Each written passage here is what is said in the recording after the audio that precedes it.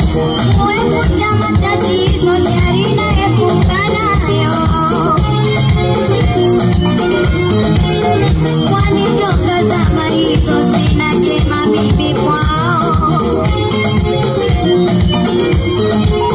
kwa kuwa sina uwezo ule wataka wao. Tungeupa sote sawa tusingekimia nawe binadamu, ndiyo maana tumeumbwa watu hatujafanana. Bora nibaki na dhiki kuliko mauti bwana.